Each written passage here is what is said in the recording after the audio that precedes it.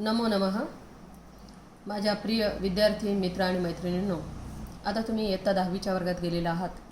तेव्हा 10वी हा आपल्या शालेय जीवनातला शेवटचा वर्ग आणि यानंतर तुम्ही पुढील आयुष्यामध्ये महाविद्यालयात जाणार आहात. तेव्हा प्रत्येक ठिकाणी तुम्हाला नियोजनाचं महत्त्व कळेल. तर त्याची सुरुवात आपण इथूनच करणार.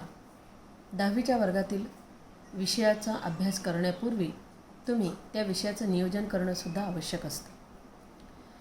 आपल्याला मी संस्कृत भाषेच्या नियोजनाविषयी सांगेल. आपल्याला 100 मार्काचा संस्कृत विषय आहे आणि 100 मार्काच्या संस्कृतच्या पुस्तकाचं नाव आहे आमोदः. या पुस्तकाचं चित्र जर तुम्ही पाहाल तर पहा, यावरती प्रवहतात संस्कृत मंदाकिनी, संस्कृत रूपी नदी वाहत आहे, हे असं चित्र काढलेलं आहे. त्यानंतर त्यामध्ये उपनिषद आहेत. ईशोपनिषद, कंठोपनिषद असे अनेक उपनिषद आपल्याला पाहायला मिळतात. त्यानंतर मेघदूत आहे. कवी कुलगुरू असं ज्यांना म्हणतो अशा कालिदासांचं मेघदूत हे काव्य आहे. कालिदासाच्या ज्या सप्तकलाकृती आहेत त्यातली हे मेघदूत एक काव्य. त्यानंतर कौटिल्याचे अर्थशास्त्र आहे. एक मुलगी आहे, दुर्बिणीतून पाहत आहे आणि नटराजाची मूर्ती संगणकावर पाहत असलेला हा विद्यार्थी आहे. त्यानंतर वरती पाहत असाल तुम्ही तर इथं वृक्ष, झाडाच्या खाली ऋषी हे विद्यार्थ्यांना आणि विद्यार्थिनींना शिकवत आहेत. तर अशा पद्धतीने एकंदरीत हे पुस्तकाचा पृष्ठभाग आपल्याला दिसून येतो आणि सर्वांना परिचित असलेलं बालभारतीचा लोगो या ठिकाणी दिसून येतो. त्यानंतर पुस्तक जर तुम्ही उघडलं तर 10वी वर्गाचं संपूर्ण संस्कृत, त्याचं नाव आहे आमोद. 100 मार्कासाठी आहे हे पुस्तक.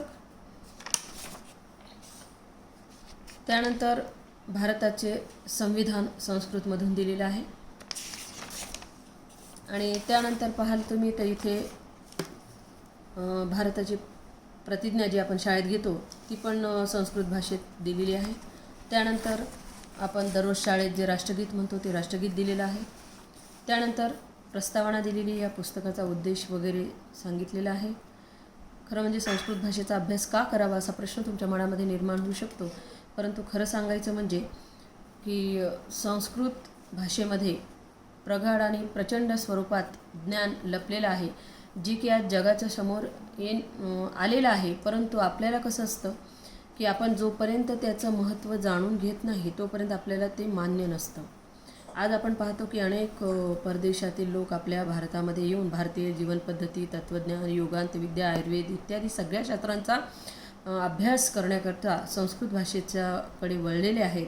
तर तेव्हा अशी जागरूकता आपल्यामध्ये निर्माण होणं आवश्यक आहे. त्यामुळेच आपल्या भारतीय भाषांचं आणि भारतीय संस्कृतीचं रक्षणही होईल आणि संवर्धनही आपल्याद्वारे केले जाईल. आपण पाहतो की प्राचीन काळापासून ही संस्कृत साहित्याची गंगा आत्तापर्यंत निरंतर वाहतच आहे आणि यापुढेही वाहणार आहे. आणि हीच संकल्पना मनात धरून डॉक्टर गजानन बाळकृष्ण पळसुरे यांनी संस्कृत मंदाकिनी हे गीत पण आपल्याकडे रचलेलं आहे आणि तीच संकल्पना या पृष्ठभागावरती सुद्धा प्रवहतात संस्कृत मंदाकिनी या चित्रातून आपल्याला स्पष्ट केल्या गेलेली आहे. त्यानंतर आपण पाहतो की संस्कृतमध्ये अनुक्रमणिका दिलेली पहा. तर या अनुक्रमणिकेविषयी मी तुम्हाला सांगते. खरं तर संस्कृतमध्ये खूप चांगले मार्क आपण घेऊ शकतो, परंतु त्याचं योग्य नियोजन केलं तरच. आणि कुठलाही विषय असो, अभ्यास केल्याशिवाय तर कुठल्याही विषयामध्ये मार्क मिळणारच नाहीत, हेही तेवढंच खरं आहे. आणि हा अभ्यास करणं आपल्या हाती आहे. तर तुम्ही 8वीला आणि 9वीला संस्कृतचा बराचसा अभ्यास केलेला आहे आणि आता यावर्षी आपण 10वीचा अभ्यास करणार. तर या ठिकाणी पहा, जर तुम्ही संस्कृत अनुक्रमणिका पाहिली तर सुगम संस्कृत हा भाग दिलेला आहे. तर या सुगम संस्कृतामध्ये तुम्हाला पुढे पाहालच चित्रपट कोश आहे, त्याच्यानंतर घड्याळीच्या वेळा आहेत आणि समय सारणी आहे. तर अशा पद्धतीने किंवा 8वी आणि 9वीचं व्याकरण किंवा थोडंसं स्मरण दिलेलं आहे. आणि आता 10वीच्या पुस्तकाकडे वळाल तर एकंदरीत 1 ते 15 पाठ आहेत. पहा, तुम्हाला दिसेल 1 ते 15 पाठ आहेत ना, 15 पाठ. आणि या 15 पाठांचं विभाजन गद्य, पद्य आणि संवाद या 3 भागामध्ये होतं. तर या ठिकाणी आपण जर एकंदरीत 1 ते 15 पाठ पाहिले असता आपल्याला वाटतं की बाप रे केवढा अभ्यासक्रम आहे. नाही, त्याचं योग्य नियोजन करूया आपण. आपल्या प्रश्नपत्रिकेतसुद्धा जर तुम्ही नियोजन पाहिलं तर गद्य विभाग, पद्य विभाग अशा पद्धतीने वेगवेगळे विभाग दिलेले आहेत.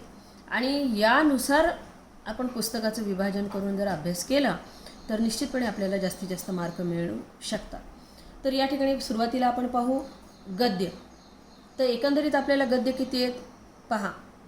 आद्य कृषकः पृथिव्यन्यः, व्यसने मित्रपरीक्षा, अमूल्यम, कमलम हे झाले 3. त्यानंतर धेनोः व्याघ्रः पलायते 4. त्यानंतर आदिशंकराचार्य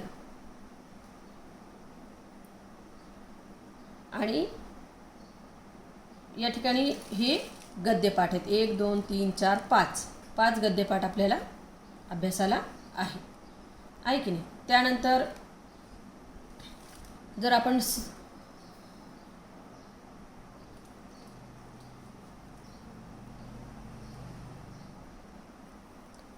तर असे एकंदरीत 6 पाठ आहेत आपल्याला, एकंदरीत 5 पाठ आहेत गद्यपाठ. त्यानंतर आपण पद्यपाठ बघूया. तर पद्यपाठामध्ये पहा तुम्ही सुक्तीसुधा, त्यानंतर युग्ममाला, त्यानंतर वाचन प्रशंसा, त्यानंतर जटायुशौर्यम, त्यानंतर चित्रकाव्यम आणि मानवता धर्म. आता हे एवढे पद्यपाठ पाहिल्यानंतर आपल्याला वाटतं बापरे एवढ्या कविता. परंतु याचं जे नियोजन केलेलं आहे ते वेगळ्या पद्धतीने आहे.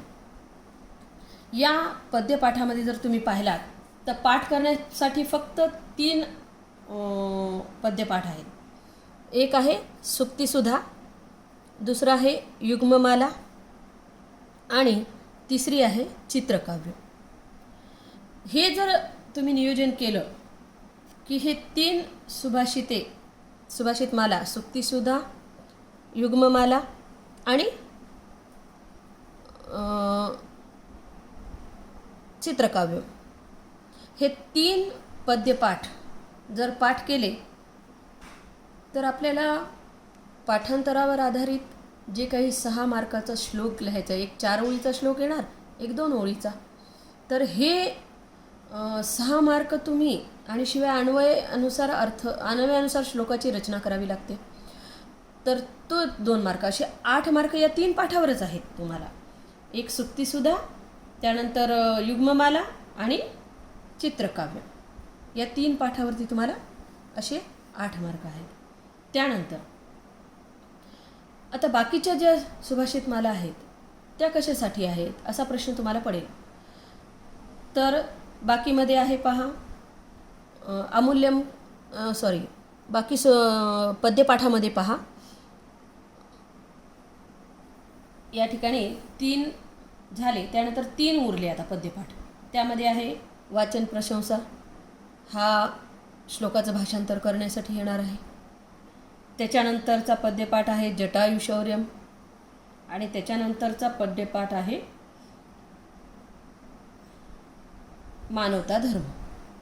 मानवता धर्म आणि वाचन प्रशंसा हे जे 2 आहेत ते तुम्हाला भाषांतरासाठी येणार. श्लोकाचं भाषांतर करा. बघा किती सोपं नियोजन आहे हे. 3 पद्यपाठ जे आहेत ते तुम्हाला श्लोक पूर्ण करण्यासाठी, 2 पद्यपाठ जे आहेत ते सरळ अर्थ लेखनार्थम, वाचन प्रशंसा आणि मानवता धर्म. आता राहिला एक पद्य जटायुशौर्यम. तर जटायू शौर्यम यावर तुम्हाला भाषांतरही विचारल्या जाणार नाही, श्लोकपूर्ती विचारल्या जाणार नाही. तर तुमच्या माहितीसाठी प्राचीन काळात काय घडलं, साहित्य कोणतं निर्माण झालं, ही माहिती तुम्हाला व्हावी म्हणून हे जटायू शौर्यम पद्यपाठ आहे. त्यावर तुम्हाला विचारण्यात येणार नाही. तर अशा पद्धतीने हे पद्याची जर तुम्ही नियोजन केलं तर तेही तुम्हाला सोपं जाईल. त्यानंतर 2 संवाद लेखन आहेत संवाद लेखन आहेत 4. त्याच्यामध्ये आहे अमूल्यम सह एव परवानुः 1. त्याच्यानंतर संस्कृत नाट्यस्तबक 2. नदी सुक्तम 3. आणि प्रतिपदम संस्कृतम हे 4 संवाद लेखन आहेत. आता या 4 संवाद लेखनामध्ये तुमच्या माहितीसाठी सांगू इच्छिते मी की त्यापैकी भाषांतरासाठी जे येणार आहे ते संस्कृत नाट्यस्तबक हा एक संवाद आणि नदी सुक्त हे 2 संवाद हे भाषांतरासाठी येणार आहेत. म्हणजे अशा पद्धतीने सगळं सविस्तर नियोजन जर तुम्ही केलं आणि पाहिलं तर तुम्हाला लक्षात येईल की खरंच या पद्धतीने जर आपण अभ्यास केला तर संस्कृत विषयाचा पेपर आपल्याला सोपा जाईल आणि त्याविषयी सगळ्या शंका निरसन होतील आणि आपल्याला जास्तीत जास्त मार्क मिळवता येतील. म्हणून आधी गद्यपाठाचं वेगळं नियोजन करा, पद्यपाठाचं वेगळं नियोजन करा आणि संवाद लेखनाचं वेगळं नियोजन करा. त्यापैकी कशावर विचारण्यात येणार आहे, कशावर नाही विचारण्यात येणार आहे, कोणत्या याच्यावर कोणते कविता पाठांतरासाठी आहेत, कोणत्या कविता सरळ अर्थासाठी आहेत, कोणत्या याच्यावर प्रश्न विचारले जाणार आहेत, याचं जर नियोजन केलं तर तुम्हाला निश्चितपणे संस्कृत भाषेमध्ये पैकी मार्क मिळवणं सोपं जाणार आहे. तर एकंदरीत त्याशिवाय पेपरमध्ये कशा पद्धतीचे प्रश्न येतात हे सांगण्यासाठी अभ्यासपत्रम 1, अभ्यासपत्रम 2, अभ्यासपत्रम 3 आणि अभ्यासपत्रम 4 असे 4 अभ्यासपत्रम अर्थात थोडक्यात पेपरमध्ये कशा पद्धतीचे प्रश्न विचारले जाऊ शकतात याची पूर्वतयारी ह्या अभ्यासपत्रांमधून केलेली आहे. त्यानंतर मध्ये त्यांनी व्याकरणाचा भाग दिलेला आहे पहा. तर एकंदरीत पाहत असं तर व्यंजनांत शब्द आहेत, त्यानंतर लकार जगत आहे, त्यानंतर धातुसाधित विशेषणे आहेत आणि त्यानंतर निजंत प्रयोजक आहेत, त्यानंतर संख्या विश्व अशा पद्धतीने हे एकंदरीत व्याकरणाचं नियोजन आहे. आणि त्याशिवाय आपल्याला प्रश्नपत्रिकेमध्ये विशेष असा लेखन कौशल्यावर आधारित एक विभाग दिलेला आहे. तर त्यामध्ये काय विचारलं जाईल तर निबंध, संवाद, चित्रवर्णन, परिशिष्ट, शब्दकोश हे धातूची रूपं याविषयी जे विचारण्यात येणार आहे तो स्वतंत्र विभाग प्रश्नपत्रिकेत दिलेला आहे. त्याचंसुद्धा नियोजन त्यांनी पुस्तकात खाली केलेलं आहे. अशा प्रकारे ही अनुक्रमणिका तुम्ही जर नीट अभ्यासली तर निश्चितपणे तुम्ही संस्कृतमध्ये पैकीच्या पैकी मार्क मिळवू शकाल. त्याचं योग्य नियोजन करा आणि न घाबरता विषयाच्या अभ्यासाला सुरुवात करा. बाकी मार्गदर्शनासाठी मी तर आहेच आहे. तर या ठिकाणी आपण अनुक्रमणिकेचा वर्णन पाहिलेलंच आहे. धन्यवाद.